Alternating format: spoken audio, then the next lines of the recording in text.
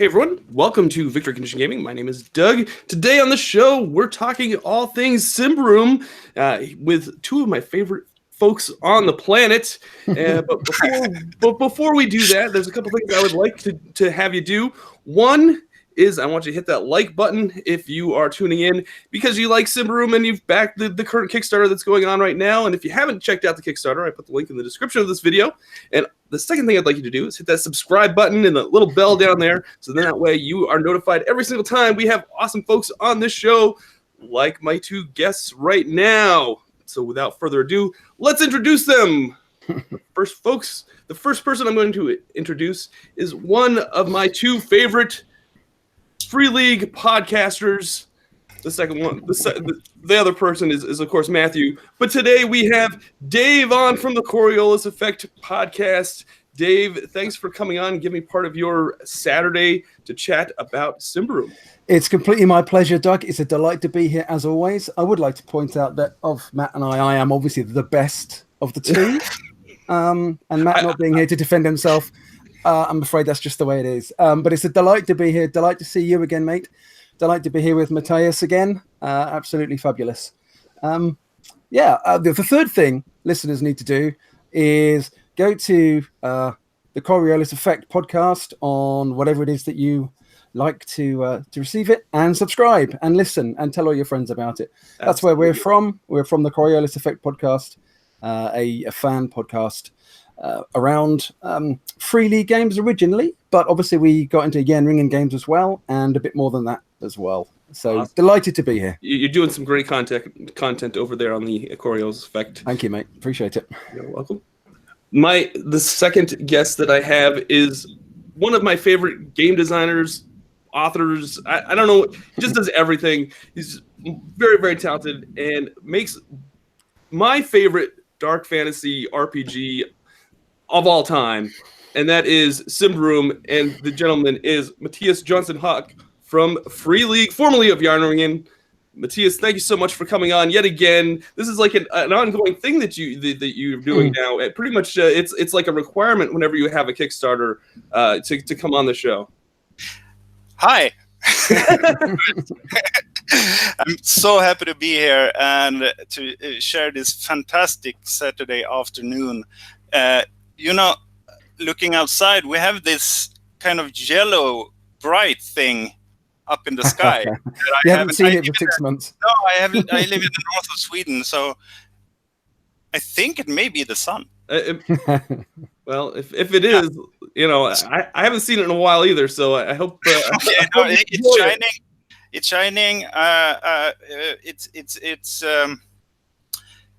It feels like a perfect, and I get to spend the afternoon talking nerd stuff with two quality nerds, so I couldn't be happier. Did you, by any chance, pose a question for me in the introduction, Dog, that I have forgotten about now? Did I? No, I don't think so. I think I just tried to. I think I tried to hype it as much as I could because I'm just excited to have you on yet again, Mattias. Yeah, you kind of sort of posted a question about us. This being a continuous sort of. Oh yes, I did. This is kind of like a requirement that you have to come on. It's a nerd love affair. And actually, I mean, it's no coincidence, Doug, that we turned to you, me, and Thomas when we about, I don't know, it's not a year ago, but half a year ago when we were about to announce the merger. That was a huge honor, by the way, and I really, really appreciated that. It was just when you get to see two folks that just make quality products and quality games, and they just joined forces. Like when you sent me that email that you were going to be announcing that, I literally I was in my office and I had the hardest time not just jumping up and down and just pump. I would have looked like a crazy person, but I almost did that. I had a hard time, and not that I don't look like a crazy person anyway. I usually do anyway. But it's just so exciting, and I love the fact that this Kickstarter, you're seeing the fact that this joining of forces is just caused the Symbaroum brand just to kind of explode on Kickstarter this time, and it's just awesome. I'm so excited to chat about it. Yeah, as I said, I'm glad to be here, and I'm more than happy to talk about the Kickstarter. Yes, yes. I think the first question I've got is funded in 16 minutes. Is that a Free League record? Oh, I don't know. I think it might be. It's a Symbaroum record. Yeah, it's definitely a Symbaroum record. I don't know about Free League. Yeah, no, regardless, pretty much all the Free League products and even the Symbaroum products, they usually fund within a quick amount of time. Yeah, it's just because I think you all are known for high quality books and high quality games. And it's just so you have this loyal following that know that they're just going to get a great product once the Kickstarter delivers. It's going to you'll be communicative. You're going to communicate with your backers throughout the whole process. Once they arrive, they're going to get a lot of value for their pledge. So I think it's no surprise that folks continually come back to these Kickstarters. Yeah, I hope you're right. I'm trying not to blush too much. You have to remember I'm Swedish. I'm not.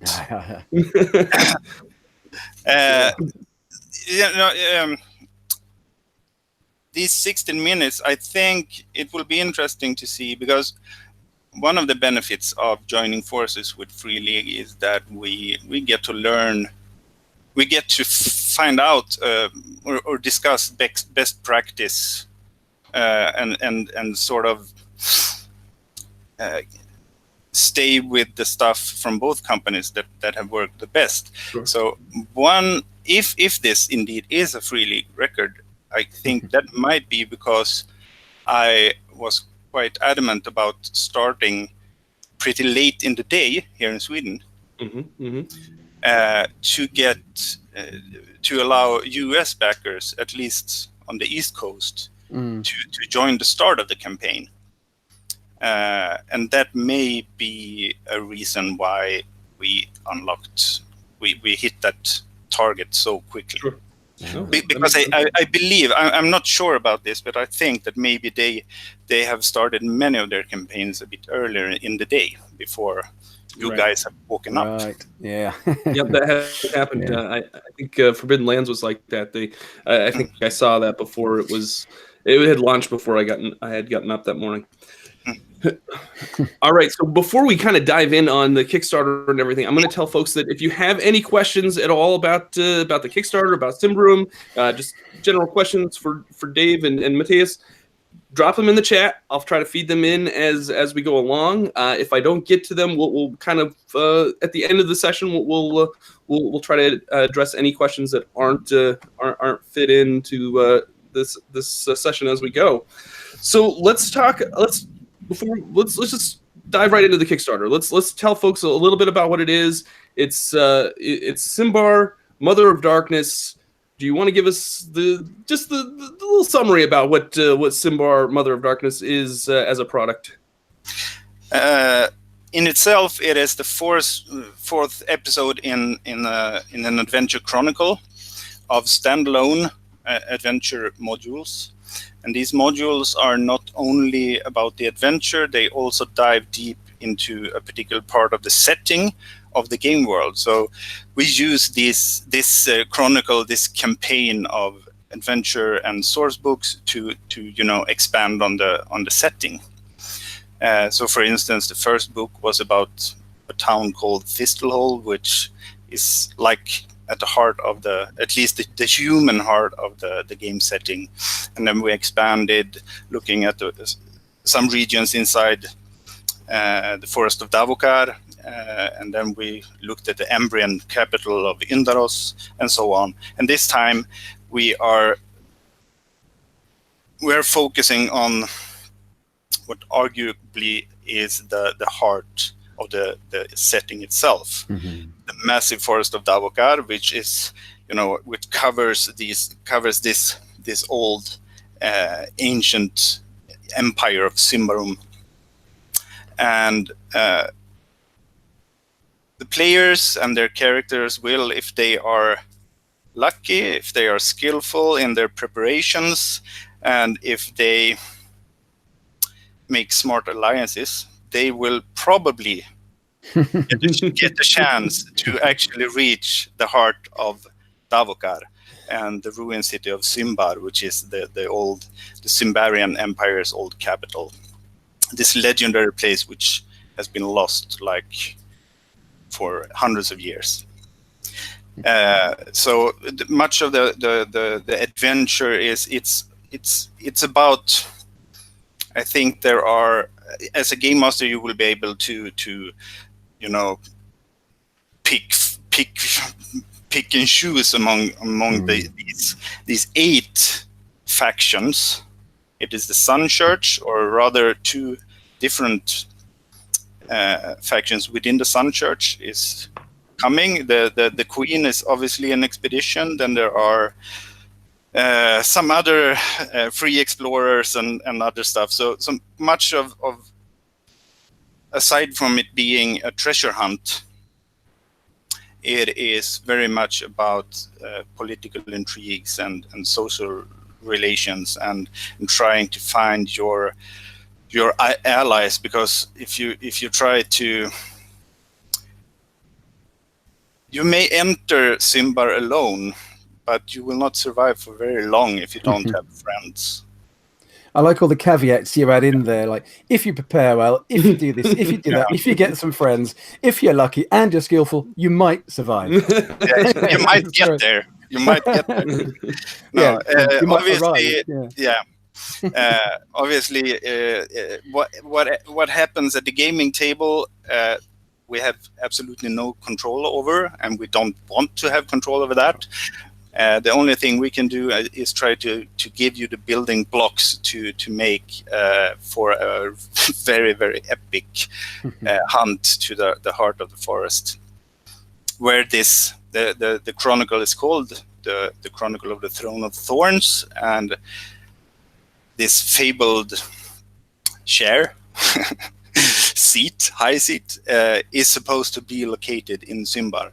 Hence all the factions darting for it. Hunting it down. Now, are folks will folks need the previous 3 books in order for them to play this 4 book? Okay. No, I would suggest that, because it's written much like if you look at the dramatic or what do you call it, the structure of the storyline. Obviously, if you play only the 4th episode, which is kind of the turning point of the meta plot and the grand scheme of things, you will only see part of that structure. You won't have the build-up to it. So, of course, I would suggest that people at least consider playing the other 3 parts before them. But there's absolutely nothing. And also because we try to offer not only adventure and NPCs and action, we also offer lore and additional rules and guidelines and such in each episode. And in this case, the Game Master section is heavily focused on treasure hunts in this forest, meaning that, well, you maybe start with this book, but you don't play the adventure right away. You use the other stuff in this book to go on some treasure hunts in the outer, the brighter parts of the forest before you head into the dark. Excellent. Yeah. Practice runs. Yeah. Let's actually talk about you've said that there's a game master section. Let's talk about the sections of this book that you're putting out. There's 3 sections, if I remember correctly. That one is going to be this journey of the Temple of Exaltation. You want to tell folks a little bit about that? Yeah, actually, this is because in every part we have had this first section, which is meant for both players and game masters to read. The idea being that if the players are familiar with at least the surface aspects of the specific setting, they will be more. They will have a better.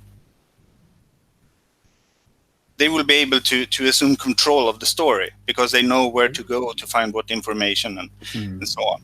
Take their own initiatives. Sure. Make it more immersive for them. Yeah. Yeah. Yeah. And we were discussing what kind of section 1 should we have in this book. And then people have been asking us for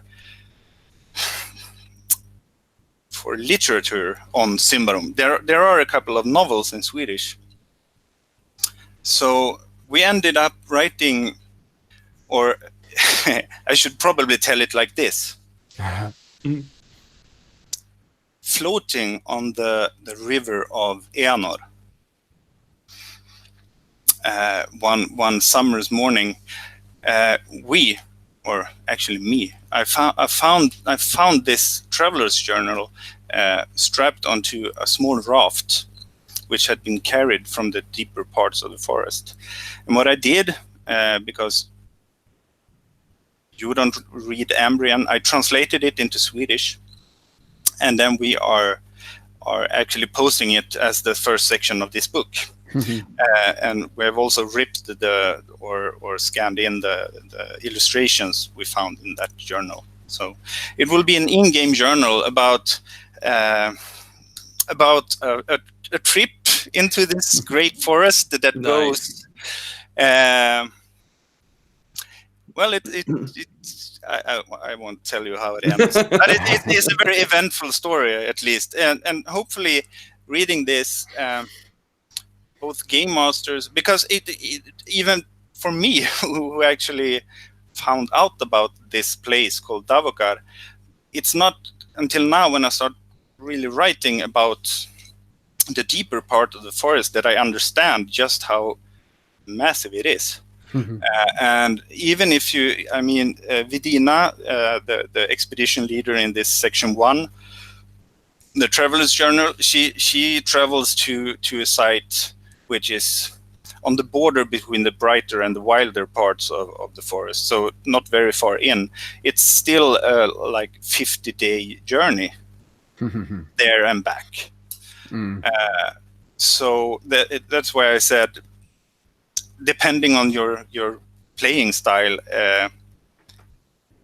just getting to Symbar will be a challenge, or should be a challenge. And maybe this section can give the players a little bit of an idea of what to expect and also how they need to prepare and kind of get them mentally get them give them an idea of what they're in store for. Yeah, exactly. Nice.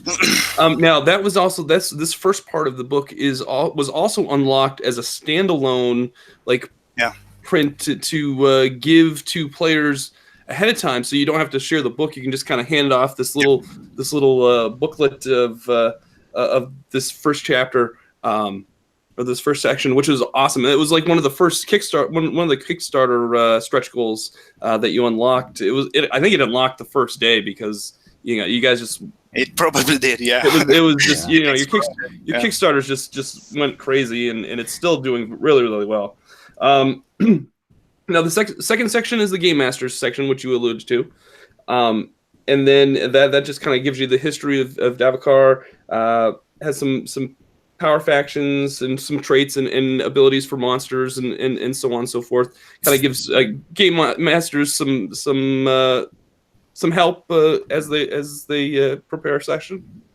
Is that yeah, exactly. You can say that the first part, which is, I know that many people who are already playing Symbaroum have longed for it. It is the history of Symbaroum and the history of Davokar and the history of human civilization in this area. Plus the factions chapter is much about, again, the grander storyline and what is happening in the world at large. Where does the players end up when it comes to conflicts between different parts of the game world, civilizations. And then, as I said, we will introduce for the first time, and this is also something that I think you, Doug, said that you wanted to talk a little bit about this, the hex map. I did, yes. When I saw that stretch goal as an option, I was really excited because I always like hex, grid exploration, and I know a lot of folks that are Free League customers. They love that with the Forbidden Lands project. So when you showed that Symbaroum would have this possibility to have hex exploration in it, that got me a little excited. I'm not gonna lie, that got me a little excited because I like that type of playing in role-playing games. So yeah, is that's something that you're kind of introducing with this product? Yeah, in section 2 you will have a chapter on basically it's a resource for the game master to either randomize or design. Use those components to pre-generate content within certain parts of the forest. But you can also have the players roll the dice and decide that way what you will find in certain parts of the woods. So we firmly believe, and we have had these kinds of guidelines and rules before, optional rules for randomizing or randomly generating ruins, for instance. We already in Adventure Pack 1 we have a system, but what gets people going this time, I think, is that we will have a map with hexes on it. Yeah, that's exactly what they do. I was like, yes, I want this. Us gamers are a simple kind, aren't we? We are. A nice, colourful hex map, and we're really happy. But I'm really interested in the randomizing of some of this, or the option to randomize some of it. We were talking before. I've recently rediscovered the love of randomness in role-playing games, which is great. And I think this is a really good addition. I should be really interested to see how it comes out. I guess one question for me, obviously, Doug's just mentioned Forbidden Lands. How do you feel the Symbaroum version is going to be kind of remain distinct and separate from that which some Free League customers will already be familiar with? Yeah, I firmly believe that some, or maybe even lots of gaming groups will run Symbaroum with Forbidden Lands rules. Wouldn't surprise me the least. No. Yeah, and that's totally fine. Again, we don't want and cannot have any control of what's happening at the gaming table.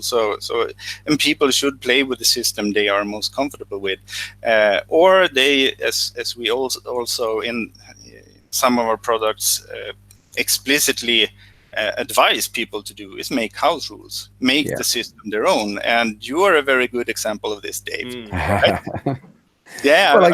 If people don't know what I'm talking about, you should listen to The Tale of the Lonesome Ogre, and then The Tale of the Lonesome Changeling. The Tale of the Lonesome Changeling.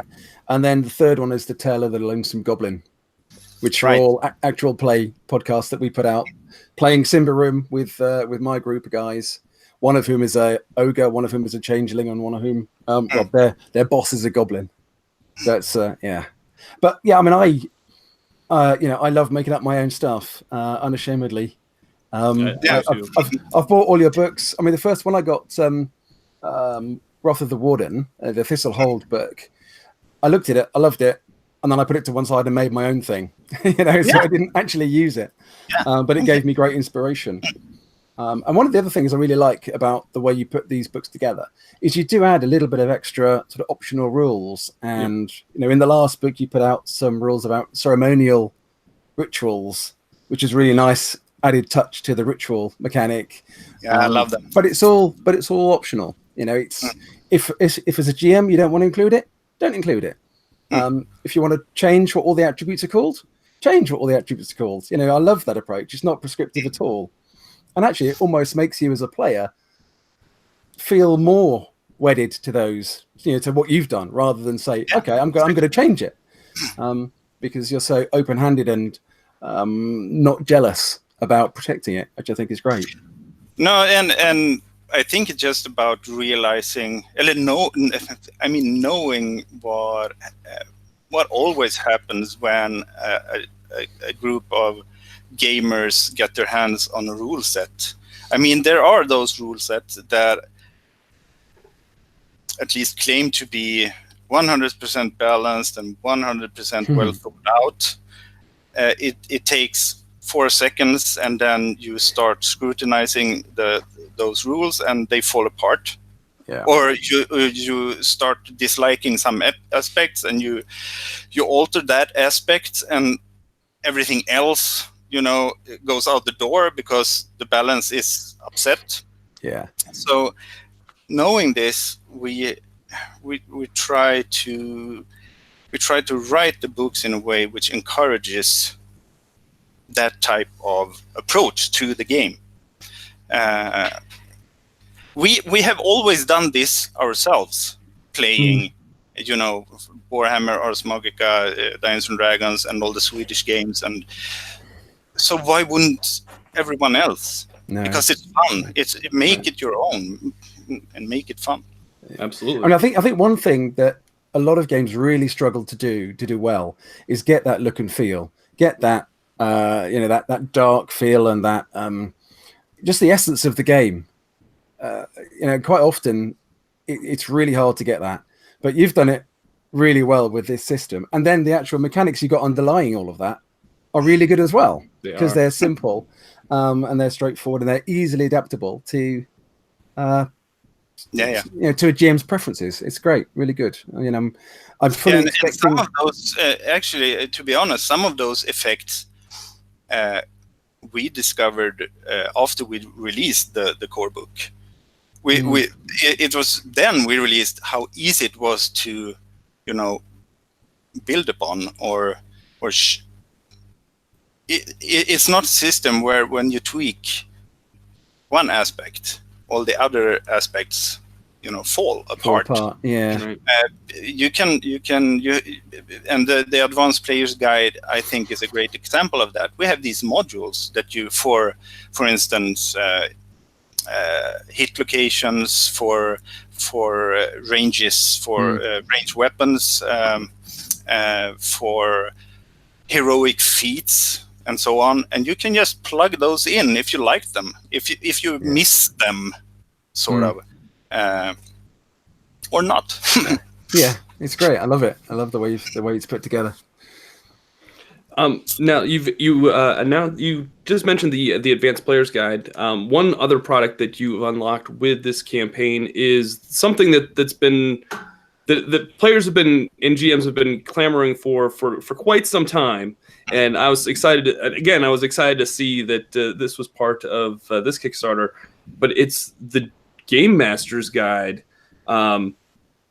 This is finally coming out. I know you've come on the show before and kind of mentioned it that you've been working on it. You've been trying to get it, you're trying to get it in the production line. You unlocked it. It's an add-on for this Kickstarter. There are some questions in the chat folks that have been asking questions. I apologize. We've been talking and this has been such a great conversation that I am paying attention to the chat, and we'll get to the questions here in a little bit.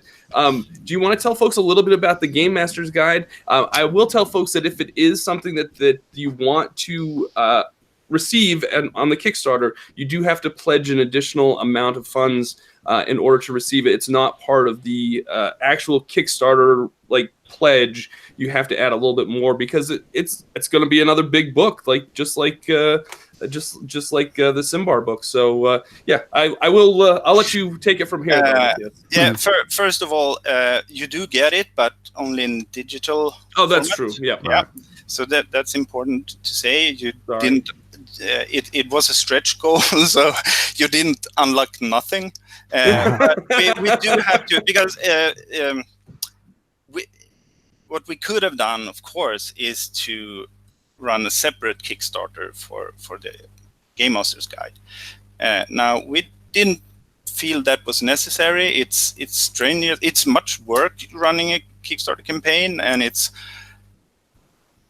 we couldn't really see the benefits for you as players and backers of splitting, of not adding it to this one as an add-on. So we really hope, we've had some comments and questions about this, and I hope in the end everybody will be quite happy. What I'm most happy about, guys, is that I finally get to write this book. Sure. Because this has been a dream. Me and Mattias Lilja will be writing this. He has done most of the drafting already of his parts. I am actually wrapping up Mother of Darkness next week, and then we'll shift focus to the Game Master's Guide for the rest of the spring.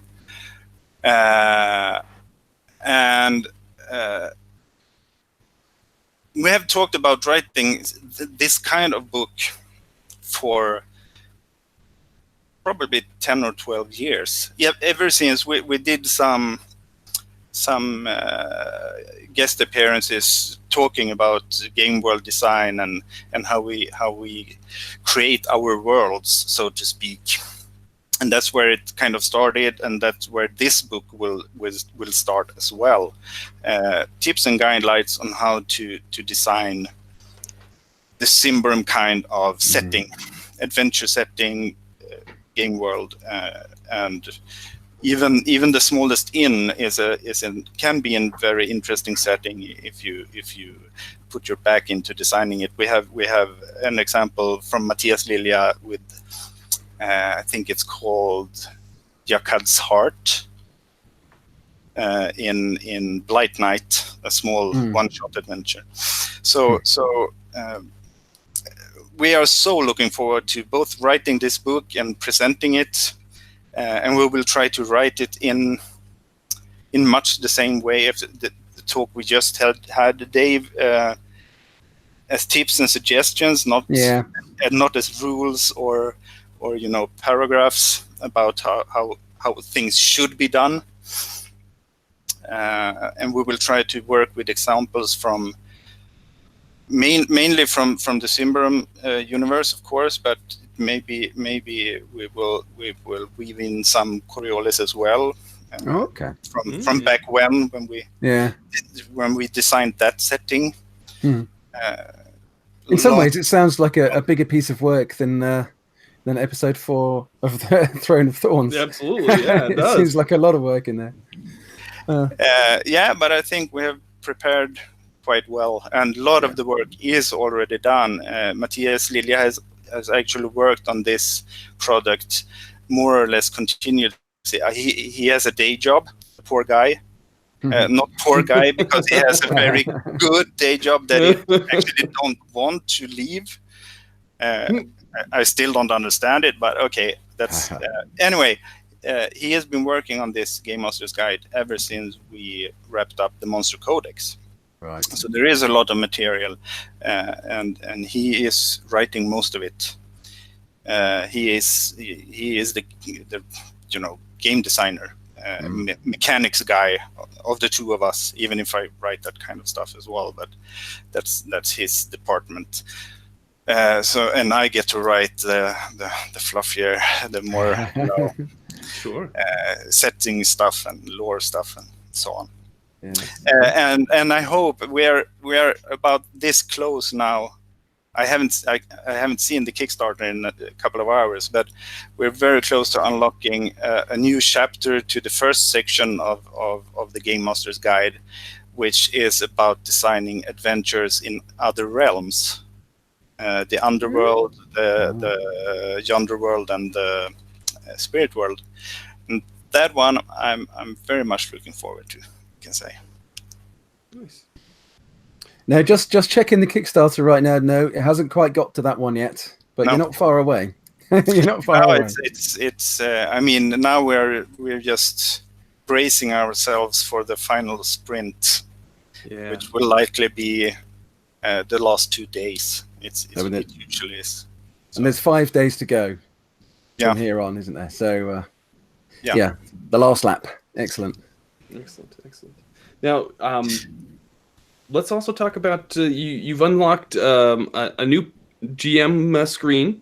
Now, if folks already have the previous GM screen, can you talk a little bit about the differences as to what this GM screen is going to do a little bit differently than the previous one that you've put out? First,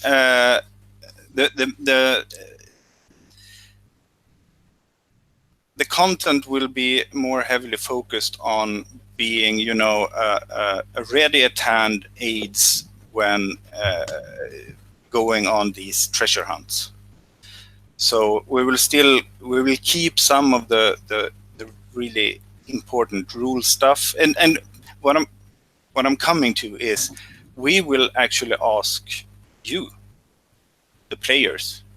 So I don't know exactly when, maybe already before this Kickstarter ends, we will, on the various forums where we meet you guys, we will ask you for advice for what do you need, because people have been, some have complained about what the content was in the first one, and they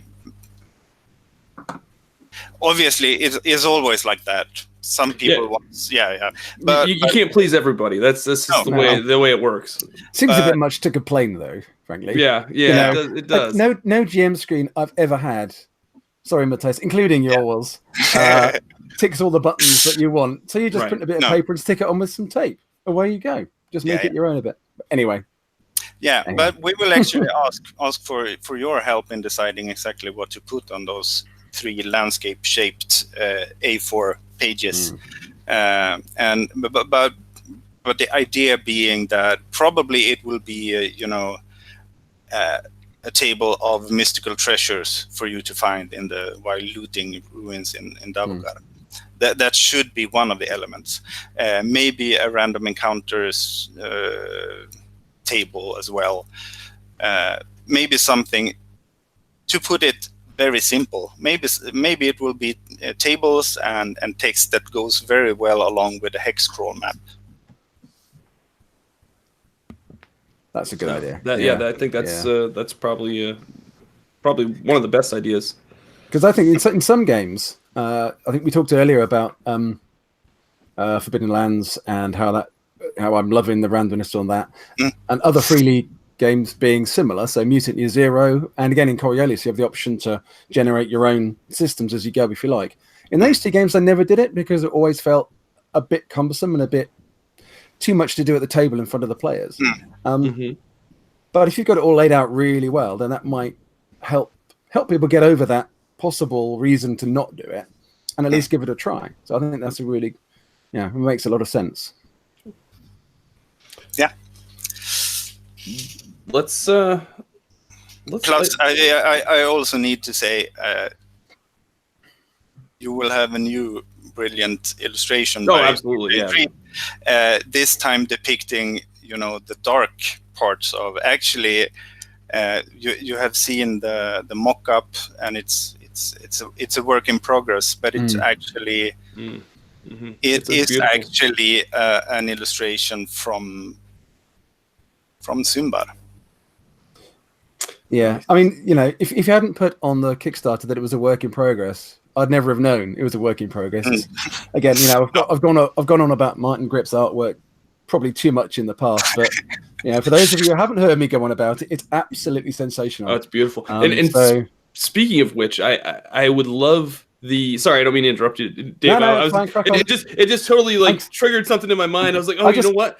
I just get into one of these rants. It's like, it's great. You know, so shut me up, please. It actually was like, there was a question I was going to ask you about this. The GM guide illustration, the cover illustration, that's the illustration you're going to go with for that book? Is that No, it's not. Oh. It's also very, very clearly explained that this is a placeholder. Oh, that illustration is already published in the Monster Codex. Right. Do you? I would love to have that as a print. Like for some reason, I saw that illustration. And I'm like, oh, if they're putting that as a cover, like they usually put those out as prints. I wonder if they're going to put a print of that out. And I don't think I have a print. Yeah, I don't think you have that as a print available yet. No, not that one. No. But that goes to show it's also, if you look at Adventure Pack 4, which we hopefully will unlock in print. Yep. That is also a placeholder cover image, also from the Monster Codex. It's I could pick almost any one of Martin's 50 illustrations or 50, it may be more, but it's like it's an art book. Yeah. I know one question that speaking of art books, and we know that Free League is well known for their art books, and I know you've done a Symbaroum art book in the past. Are there a cute little one? Yeah. Oh, it's great, and I still need to pick up a copy of it because it's one of those things that I'm like, okay, well, do I go with more Symbaroum, books, or do I take that and buy the art book that I really want to? You guys just have so much stuff that I have to keep buying, and that's one of the things that I want to pick up and put on my coffee table. Is there plans for another art book now that you've had multiple products that have released since the last one? That is a good question, Doug. Okay, well, I don't want to put you on the spot. No. We talked about it because Free League has a very nice track record when it comes to producing great art books, not least the ones Simon Stålenhag books, Tales from the Loop and Things from the Flood most recently. So you will see another Symbaroum art book, or possibly if we can convince him that this is a good idea, a Martin Greep art book, maybe, with imagery from Coriolis and other stuff that he has worked on. So we're talking about it, but there are no definite plans on any particular product yet. All right, I think I've ignored the chat long enough. I think we need to because it's starting to pile up here. Let's talk a lot. Let's see. Marco asks in the Throne of Thorns next episodes, Symbar included, will we have to deal again with? And he put spoiler alert. Okay. Garavarax. Yeah. Garavarax. And discover why he wanted the Natana's urn.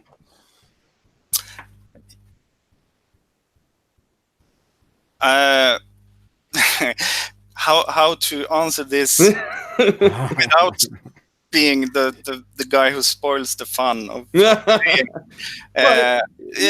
he will feature in future episodes. Yes. Okay, excellent. Let's maybe leave it at that. Okay, well, I think that's a good answer without giving away too much. Marco asks, is this the fourth chapter of the campaign? How many chapters remain after this one? Two more. Okay. The original plan was for 7 in total, but we decided to make it 6 instead and have the final episode, the 6th one, be a true monster of a of a book. Nice.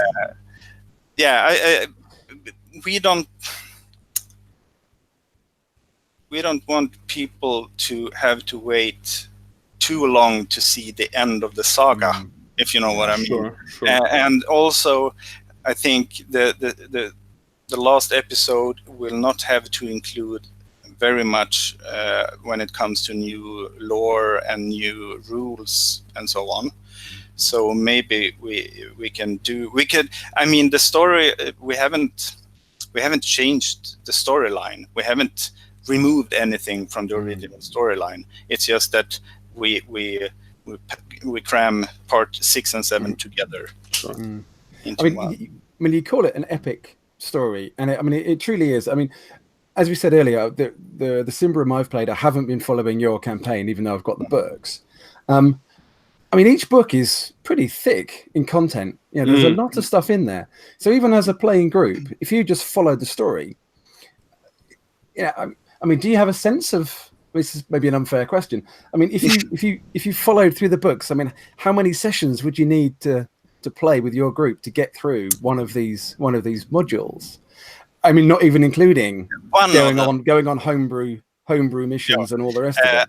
I would say that if you rushed through it, how quickly could you do it? Looking at Symbar, the one we are currently producing, I'd say that you could play it the whole way through on 10 sessions. That's quite a lot of gaming. Yeah, that is.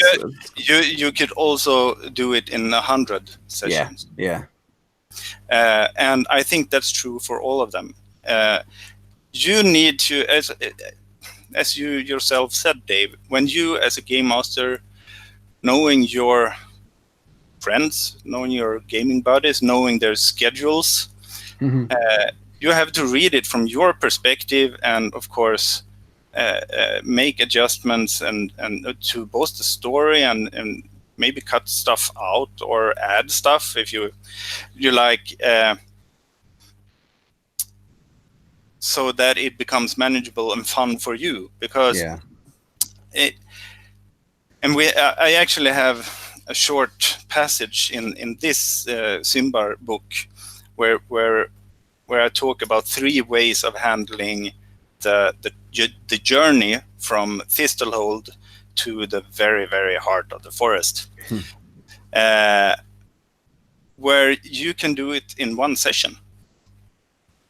You can handle that trip as a narrative if you like. Or you could hex crawl through each and every one of the 35 hex squares en route there. You know, and you have 35 sessions. And that's some people will do that. And other gaming groups will just handle the journey as, you know, in broad strokes, or hand wave it through. The main suggestion is that you will have 3 to 4 important encounters during this trip. That's like what do you say, the standard suggestion from us. But it's all up to you. I think one of the great things. Please. Sorry, all I was going to say was I think often for many players the journey is more interesting, or at least as interesting as the destination. And one of the other things I was just trying to draw out there was certainly for those people who are new to Symbaroum and maybe haven't given it a try and are scratching their heads at the moment about whether to kick in for the Kickstarter. The amount of stuff you get for your money, you know, the value for money you get out of these Kickstarters is immense, and the amount of playability and the amount of adventures you can have. I think if you're scratching your head and you're not sure, give it a go. You won't be disappointed. Well, here's the best part. If they would like to try it out while the Kickstarter is going on, there's actually a free quick start that folks can download, and it's on the Kickstarter page. And it's got pre-gen characters, and it goes over the rules, and they can try it out for themselves. What's that? Two documents actually. It's the maybe you're talking about the quick guide to the rule set, which sort of.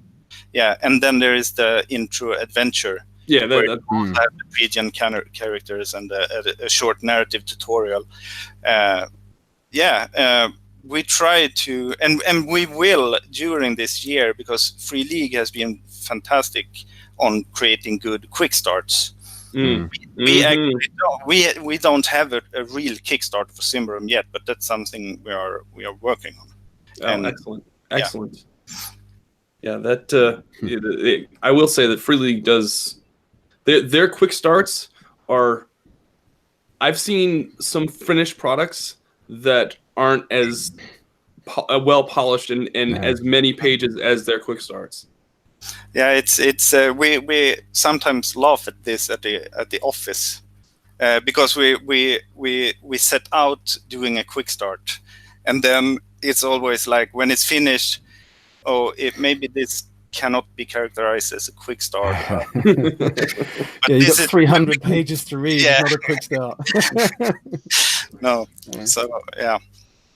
Just going back to the questions again, Klaus asks, aside from those shown in the Kickstarter, what NPCs from, for example, the Witch Hammer will make a reappearance in Mother of Darkness? My players, quote unquote, removed Adrenia. I think that's how you. Adrenia. This is test. Can I see if you can remember every NPC he's ever written about. Right. Yeah. I have a document made by a guy called Eric. It's you can actually have it if you download the campaign overview on Drive Through RPG. It features 900 plus individuals. Oh my word. Both alive and dead, of course, but still. Edwina or Adrena? Can I see this question somewhere? It's Adreanea. Adrenia. It's one of the first. Adrianea. Adrianea. Oh, okay. Adrianea. Okay. Okay. Sorry. Yeah. If folks haven't guessed, pronunciation on my channel is something that I'm very, very horrible at. Especially adding a Swedish accent to it. Yeah. It's just impossible. Yeah. Okay. She features in the next episode, and so does a lot of other characters from before. But we always have this suggestion that if the person so and so have met the different fates at your gaming table, like if in this case she is dead, you should rename the person to this and this instead. And so you can always but because the great thing about reoccurring characters is that you get this sense of continuity and historicity in the NPCs, that you have a relation to them already. On the other hand, introducing new NPCs is never wrong as well. Sure. So it's if she's not dead, then it's cool that she appears again. Or maybe terrifying in this case, because she is one of the most fierce warriors of the Iron Pact. So she's not, the one you sit down having a drink with, maybe. But if she's dead, then there's someone else taking her place in the structure of the Iron Pact. So that role will be occupied anyway. So that's one example, and there will be several other key figures from within different factions. There will even be some other kinds of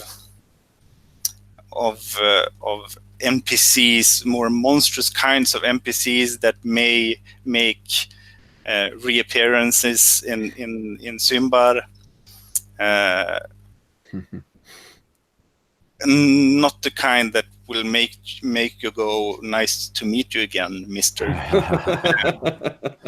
Sure. Yes. So yeah, we try to at least make it possible for people for the player characters to get to use their previous connections and the previous relations to people in order to get things done. Because, as I said, the adventures in Symbar, when they actually get there, will be as much about politics. Again, this is for the gaming group and the game master to decide. You can say that all the other factions died along the way. They didn't even get there, and you can have this smorgasbord of evil and explore it yourself, and it's all bash, digging in. Yeah. Nice. Okay.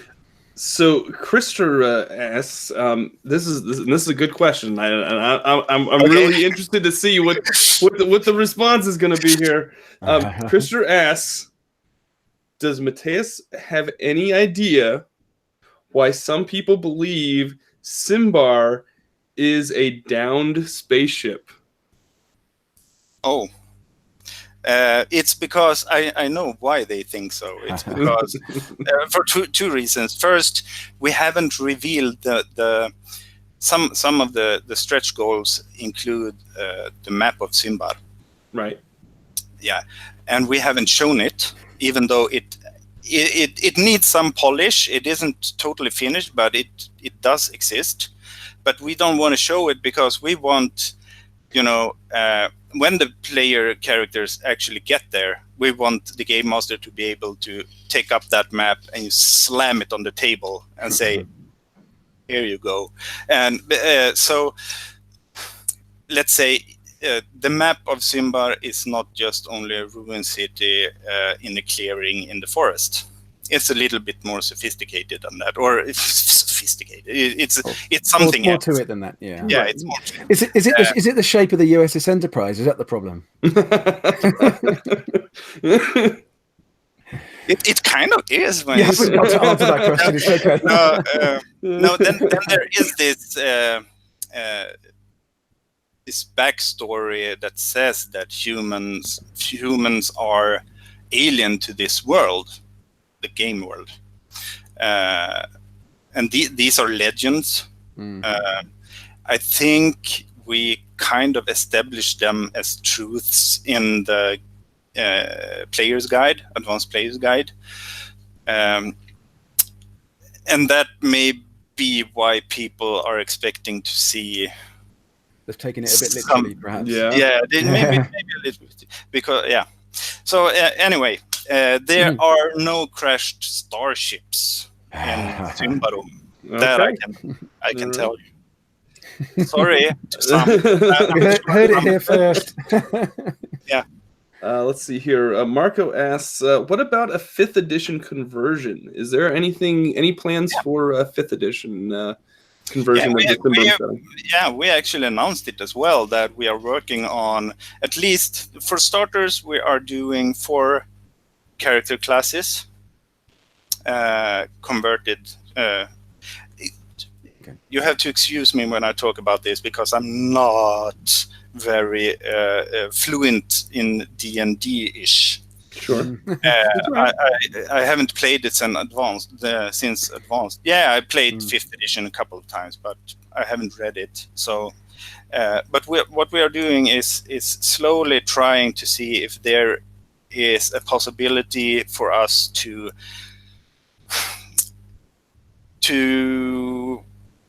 take the Symbaroum setting, having it be like a setting for a D&D 5 type of system, and if we can do enough with that rule set to keep the feel of, or keep the connection between system and setting. That's what I'm going for here. Sure. So we have started working on it, and I cannot say that it progresses very rapidly, but I hope before the end of the year that if all goes according to plan, it should be sooner than that. Already, maybe at Gen Con in August, we could present this, this first stage. Maybe also having a converted version of either Blight Knight or the Promised Land from the core book. Yeah. To show how, Nice. How the rules be. Krister actually asked about Blight Knight. Is Free League still looking to do something with regards to the scenario competition that is running, even if it's not a current stretch goal? Yeah, I'm definitely looking at it, but it's also a little bit difficult because we cannot assume that those contributing to that competition actually want their contributions published. So I think we will. It's definitely not off the table, and we will absolutely have a look at the. I mean, I'm thrilled about this competition. Sure. I think it's a fantastic thing, and we love to see fan-made material in all kinds of. But then, should we do an official product of those fan-made materials? Then maybe people will be less creative because they feel they need to keep to the canon of the setting and the rules as well. Is there any thought, Mattias, of an open game license for Symbaroum as is being worked on for the Year Zero engine?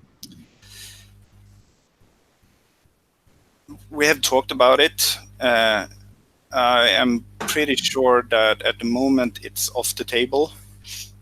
As in, you don't think it's a great idea for now, or it's just too much else going on to think about it? I'm not the guy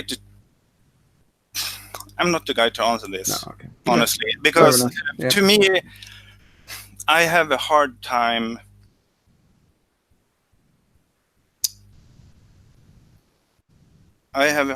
Projecting the consequences of such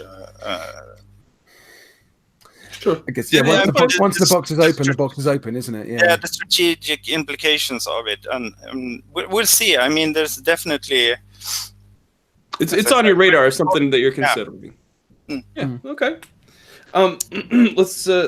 Thomas asks, will the first GM screen remain in print in parallel to this other one that's coming out? Probably not. Okay. No.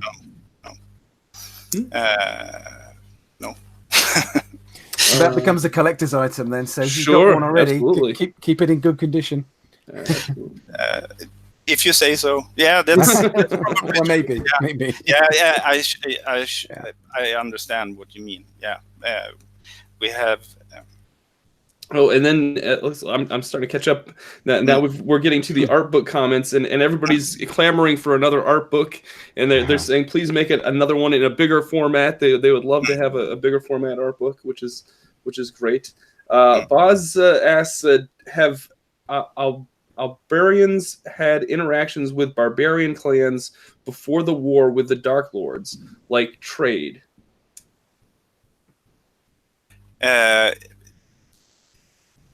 Yeah. Okay. But I mean, in the sense that there were probably people from Alberetor going north across the Titans to see what's there, but it was, if you can, there are no rivers connecting the land north of the Titans with the land south of them, meaning that there were probably not much trade done that way, because you have to cross this vast mountain range to get in touch with each other. So, Mike asks, the estimated release is November, which I assume is for the physical book. Is there a chance the PDF will be made available to backers before then? It will. Excellent. And actually, that's one of the things that I have been meaning to add to the description of the Kickstarter campaign description, but I always then I come to think of something else and I forget about it. Yes. All backers, no matter if you are for the digital content only or for the prints, you will get an early access of the adventure of Symbar and also of the Game Master's Guide. Absolutely. Excellent. There is no there is no reason. There's only benefits for us giving you guys early access, because you always help us. There are always quite a lot of people who immediately starts reading, start scrutinizing and finding everything from typos to, inconsistencies between chapters and so on. Hopefully there won't be much of that, but yeah. Thomas asks, have you considered translating the Swedish Symbaroum novels? Yeah, that's also an ongoing discussion. I have written them, and I'm a little bit hesitant because if we do that, we talked about this at Dragon Meet, right, Dave? I think we did. Yeah. To me, first, there is a huge difference between the prose of a novel and the writing you do when you write a game. So if it's done, I want it really to be done right by a really good translator, and I want to be part of the process myself as well. And we need to figure out how to do that we need to figure out how to do that. It's the same. I mean, Mattias wrote a Coriolis novel way back. Have you seen it, Dave? I have, yeah. It was actually translated by Thomas Herenstam. Mm-hmm. Oh, okay. Under my because I then was starting up sort of a literature section or book section within the Paradox. It was called Paradox Books, and I knew that Thomas was a good writer, so I asked him to translate it. Then he ended up, because I was here in Umeå trying to run a business 800 kilometers away, so I really couldn't. I did a poor job, I Too thought. far away. Yeah. Yeah, and I did it half time, so not a good setup. Then I actually suggested that Thomas Herenstam would take over as the head of Paradox Books, and he did. So and this is, I don't know, Thomas could maybe answer it better than me, but say it's 7 or 8 years ago, something like that. Wow. Baza asks, have you considered an atlas of the world with descriptions of city, states, elves, Western country, etc.? Mm-hmm. Have you ever considered a Symbaroum atlas? Have we? I think, honestly, no. Okay. And if you have seen the previous parts of the Chronicle, I think you understand why. An atlas, I mean, it all depends on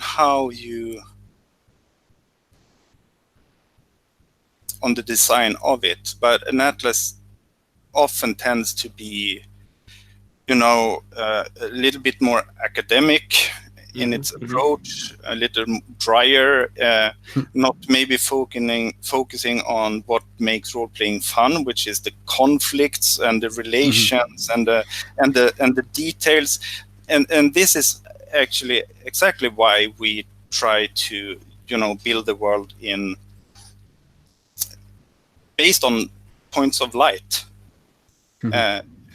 Shining a light on a smaller setting and describing it in detail is the way we like to build the world. Or of course, when it comes to Symbar, it's not a point of light. No. So that's a clue. Yeah. If you didn't catch it, guys, that's a clue, I guess. What we may do is that we someday may, because there are lots of game masters out there who isn't the least bit interested in adventures. Now, I would argue that reading the adventures with the NPCs and the plot lines and the conflicts and the factions and whatnot, and the sites is good inspiration for your homebrew stuff. So I would still argue that you will have value for your money, hopefully. But maybe we will do, pick out the lore material, the setting material from the various releases, not only the Chronicle of the Throne of Thorns, but also from the adventure packs. We have Ravenia, the city described in Adventure Pack 3, for instance, the village of Prius Pass, Castor in Adventure Pack 2, and those two could be, part of not an atlas, but a game world compendium or something like that. Sure. Marco asks, and I did miss this question. I saw it earlier, and I totally scrolled over it. And I apologize, Marco. I didn't mean to skip over it. We just got talking about the question after it before I got a chance to go back to it. Can you give us some more information about the guidelines on how to create challenging adventures for heroic characters in the Game Master Guide? Yeah, this is. I'm going to force, and I think he's already started. No, this is Mattias Lilja at his best. Of course, I'm trying to do exactly the same, because now that I'm writing Symbar, I'm writing the adventure for, or designing it for, veteran characters. So the characters will be kind of powerful. What can I say about this? I think that Mattias Lilja, who designed the system from the beginning, he has always, when we have talked about this criticism or comment that we all sometimes meet, that the system breaks down when the characters are too strong, he has never agreed with this. So I'm guessing that he's got something up his sleeve. To me, when I design for veteran characters, it's much about you seldom, you don't, because we're talking now about combat mainly, you don't combat a single creature, you combat several creatures, and you design those creatures or tweak those creatures from the Game Master's perspective to balance out and hit the weak spots of the gaming group, because in Symbaroum there are always weak spots. It's quite easy for a veteran character to kill that monster, but it is very, very easy to die. You don't get 500 hit points. You don't get the ability to dodge whatever incoming attacks, or you don't get the opportunities to strike 15 times per round. That doesn't happen in Symbaroum. It's very, very lethal. And to me, if you use the system, especially if you have the Monster Codex, it shouldn't be a problem challenging really, really heroic characters. There was one really interesting thing I remember Mattias Lilja saying to me when I visited Stockholm sort of 18 months ago, on a similar vein, which was, what we don't do with Symbaroum is give you 5 rooms with 2 skeletons in each that you just boringly hack your way through them. What we do is give you 1 room with 10 skeletons and let you work out the tactics for how the hell you're going to deal with them. Which I think is really good. Really, really nice approach. And he also has a design principle which I kind of like, even if I'm biased here, but he always says that the offensive abilities should always be more effective than the defensive ones. Yep. Because otherwise you will always have this, arms race. Yeah. And the only thing that will happen is that the combat will become more complicated. Yeah. It won't go faster. It won't be more fun. Rather the opposite. It all will end up in, trading blows. And where's the fun in that? We want to focus on the story, and the action elements should be fun, but they shouldn't be like 2 sessions for one fight. Yeah. But that's our preference.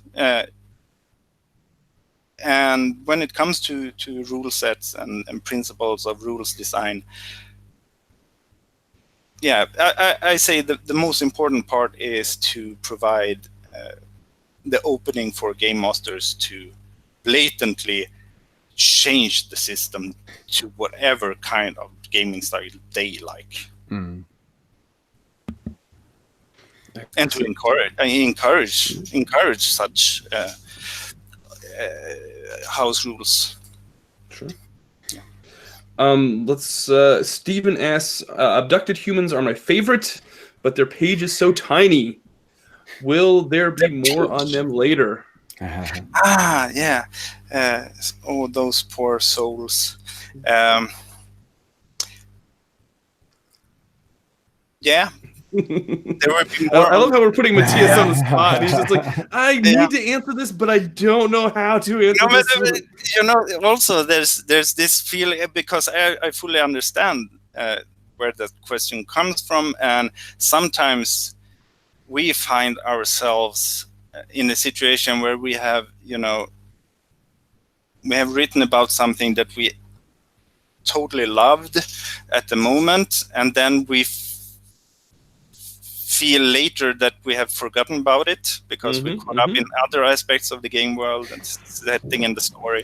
So we'll see where they will fit in, but I think their main purpose is to be a cool kind of, or a different at least kind of character background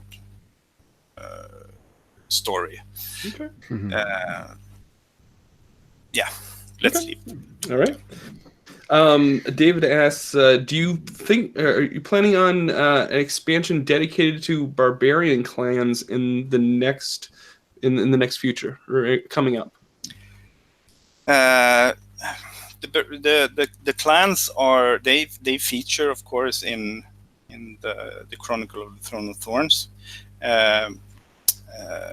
You have the Sovereign's Oath up north that are, swallowing the other clans they are massing the northern clans under the Blood Daughters red stained banner, and they are slowly marching south. Right now I actually don't see the point with having a source book that describes the 11 clans one by one, because what has happened in the main storyline is that you basically have two clans or two great alliances. The one in the south that is centered around High Chieftain Tharaban, and which is at least in part allied to the Ambrians, and then you have the Sovereign's Oath in the north with their ambition to actually, they have their eyes set on Karvosti. Let's put it like that. But there will be a lot about the clans in Symbar. Okay. In this book that we're writing now. Yeah. Excellent. Christopher also says that the fact that the novels aren't translated to English is a good reason for folks to learn how to read the Swedish. Yeah. No, I think that's absolutely. Okay. We should all be much multilingual. Yeah. Cool. Yeah. It's not easy, even for those of us who are married to Swedes, like I am. There's no excuse, really. But yeah. Looks like one little curious detail that I maybe shouldn't mention. The expedition leader who's written the Explorer's Journal, Section 1 in Symbar, Bidina, she is one of the main characters in the novels. Oh, interesting. Yeah. Okay. So it's really a rare coincidence that I happen to find her journal and not someone else's. Yeah. Let's see here. Cristiano says, learning a lot today. Please do the 5e conversion. Marco says, just want to wholeheartedly congratulate Mattias for the world building of Symbaroum. Really one of the best and richest fantasy settings. I think that's just Thanks. And then just like half a dozen folks just say they agree with that statement as well. So that's I think that is just really. Please really take a screenshot, send it to me, and I can have it. Because some days, this will sound strange, but some days, not even this job is only fun. Yep. And then you need that kind of encouragement. Absolutely. I was going to say, do you ever get to actually game again? Yes. Nope. Nope. Yeah. No. That's kind of even as a content creator, and I know Dave gets to game a little bit here and there, but the only gaming that I usually get to do is on my show. Like that seems to be like because I'm it's just you've got so much other stuff that you have to do behind the scenes that it's hard to actually get to experience a lot of the stuff that you cover. Me and my friends and the guys at Free League, we play games. We seldom play our own games. We seldom play campaign style, role-playing games. Obviously, we play test our own games, but then we move on. And when we play, it's often tabletop or miniature games or something like that. That's more limited in time. Yeah. We have a phrase in English, poacher come gamekeeper, which is like, you've gone from being a player to being a person doing all the stuff around it, and you'll perhaps lose something in that transition, but maybe. I don't want to end the interview on a really down note now. just depressed everybody. There is one more question. It says P-Cube, I guess is how 01 asks, will there be a new version of the core rulebook with new lore, rules, and so on in the future? Yes, I'm pretty sure that what will happen once the saga of the Throne of Thorns is told is that we will keep that setting, that part of the game world alive, but we will also shift focus. And I don't know if it's going to be a second edition of the core book or if it's going to be just some supplement to the core book. But we will start focusing on building other parts of the setting as well, also in detail. We will never say never, but we will probably never do the kind of atlas where we cover a whole planet or a whole continent in one book. We will try to focus on building smaller settings, rich settings. With lots of detail and lots of contrasts and depths and coolness. Nice. Well, we're like almost 30 minutes over what I promised I would have you. We're almost at an hour and a half. We're now all Matthias late for waiting. and Dave, I thought we but I've were been just having warming up. I know, right?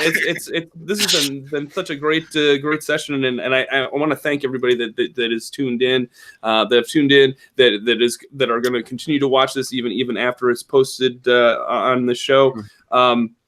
Dave, do you have any other questions that you have for Mattias, or is I don't want to? I know you. I just appreciate you coming on and giving me part of your day as well as Mattias, because we're all content creators or designers. We're all busy. We're busy folks, and we have hectic schedules. And so anytime someone can come on to the show and give me part of their day to be a part of what we do here at VCG, I really, really appreciate that from the bottom of my heart. Thank you so much for coming on. But if you have any other questions, feel free to insert them. I think the only thing I'd ask now is I think we've really covered the Symbar book really well. There are some upcoming conventions. I don't know if you wanted to say anything about those, Mattias, for Free League. So there's GothCon coming up in about 3 weeks in Gothenburg, and then there's the UK Games Expo in Birmingham, the last weekend in May, first weekend in June, where me and Matt have been invited along to help the Free League guys out, which is absolutely fabulous. We're delighted to do it.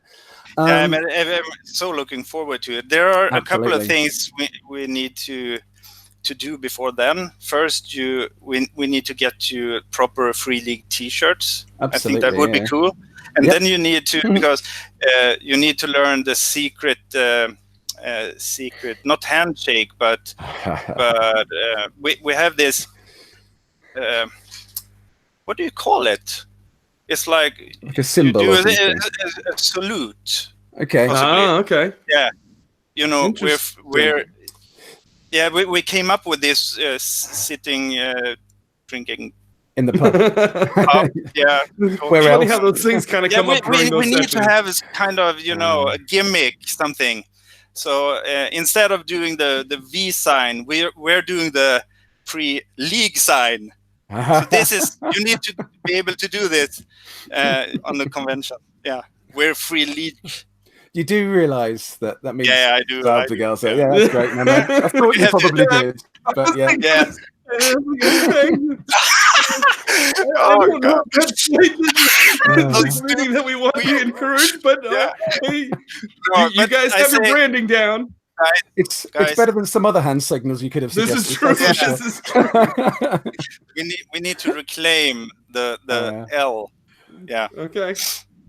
All right. Hey. Anyway, so you will come with us to UK Games Expo, and you will walk around there doing this signal and talking to people and selling them stuff. And me and Nils Karlén will also be there. And then come August, we pack our bags and head for Gen Con. Cool. It will be me, Thomas Härenstam, and our new event manager, Anna, who goes to Indianapolis.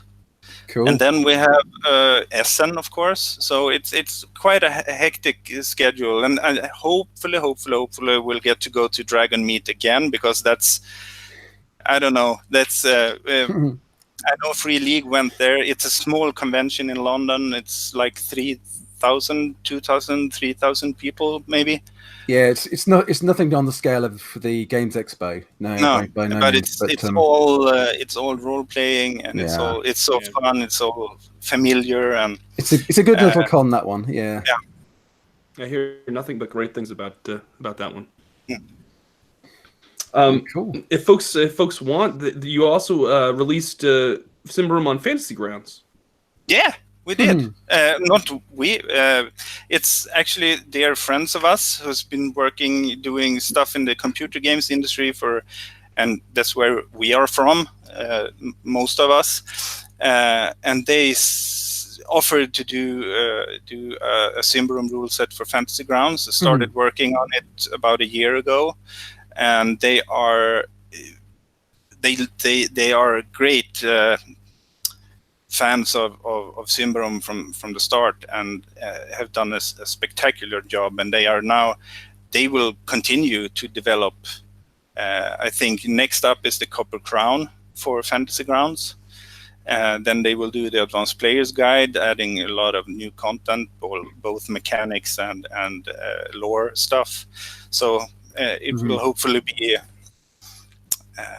I'm not used to playing like that. I've done it a couple of times, but yeah, I can definitely see why it's growing in popularity, both Fantasy Grounds and Roll20. Sure. Is that up and running now, Mattias, or is that still a work in progress? It's up and running. No, it's up and running. It launched this week. Ah, cool, excellent. Marco has one last question, and this will be the last question that we have. This is just out of curiosity. Kelarmah, Kelarmah, is the name of Mattias's profile on Reddit, correct? Yeah, Kelarmah. Yeah. All right. It's one of my first Drakar and Demoner character. A blind magician. Drakar. It's like Dungeons and Dragons in Swedish. It's actually Trudvang. You know Trudvang. Yep. They are doing Ruin Masters now. It's that kind of Ruin Master flavored fantasy. Okay. So excellent. Yeah, that's me.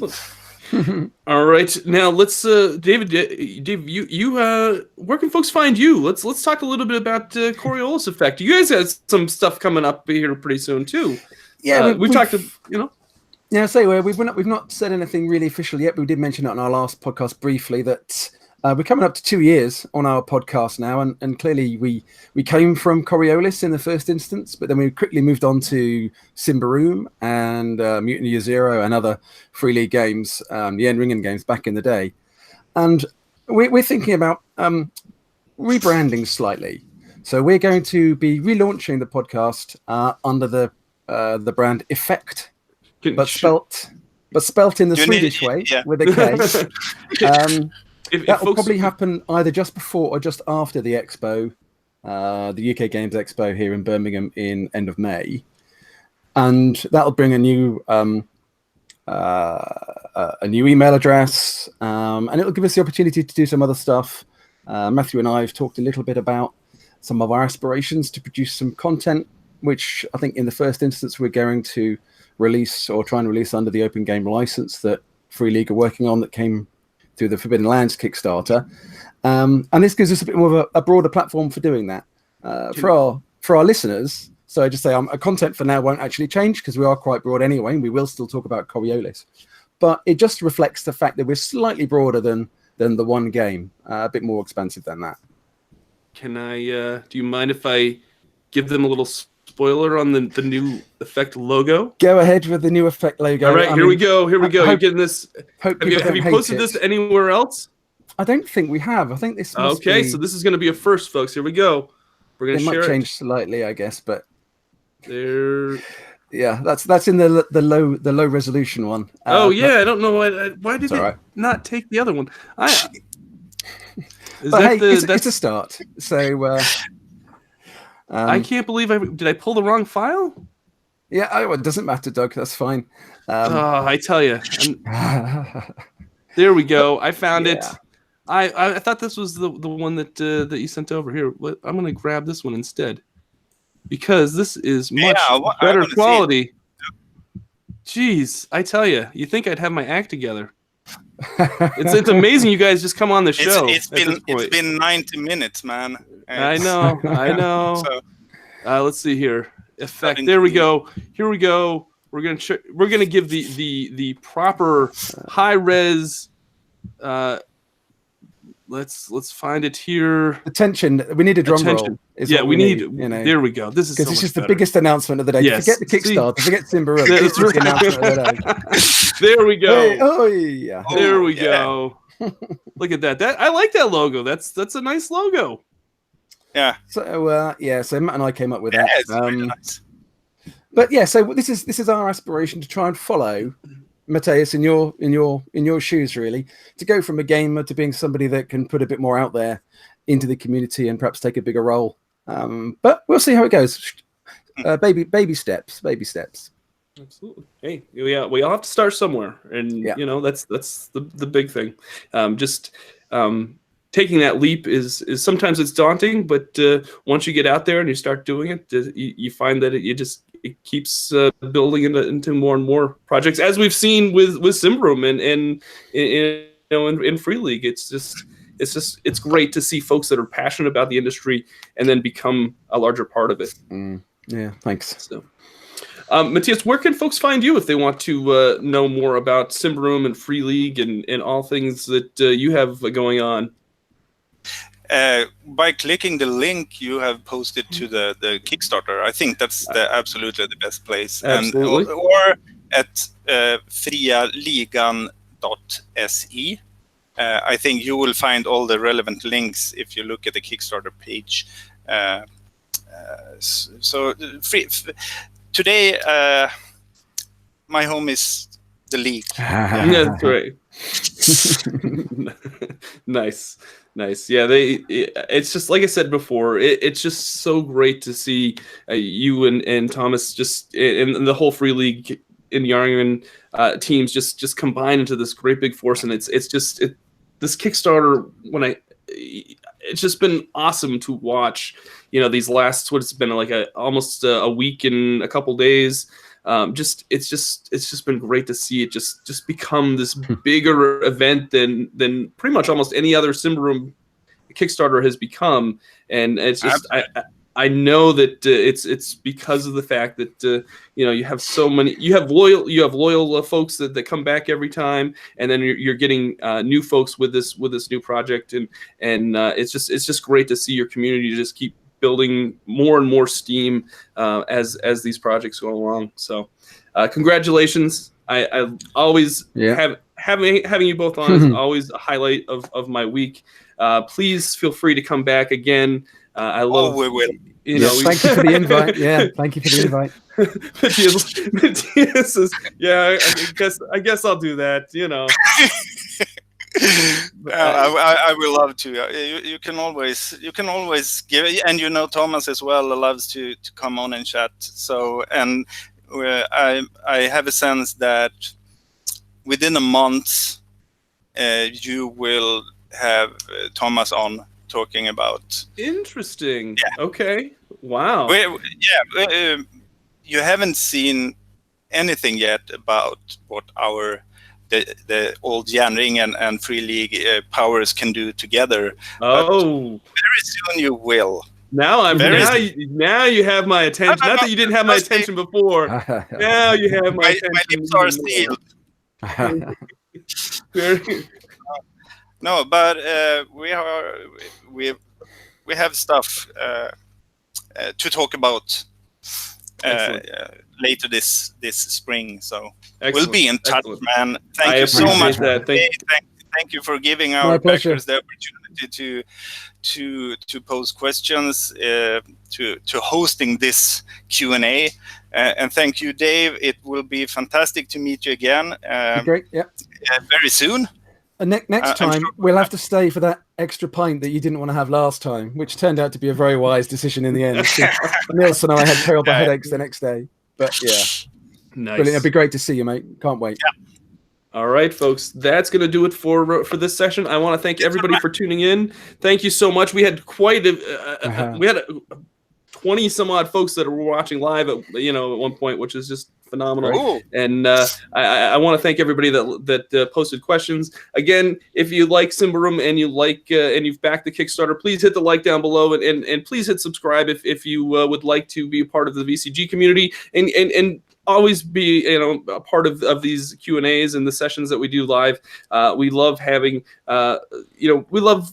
we love featuring these products, and we love connecting with the community that not only that these folks have established, but our folks as well. And I think it's just great to be able to come together and celebrate these great things that everybody is doing on Kickstarter and in the industry. So that's going to do it for Victory Condition Gaming. Remember, winning shouldn't be the only victory condition when you get to the table. We'll see you next time. Bye. Bye now.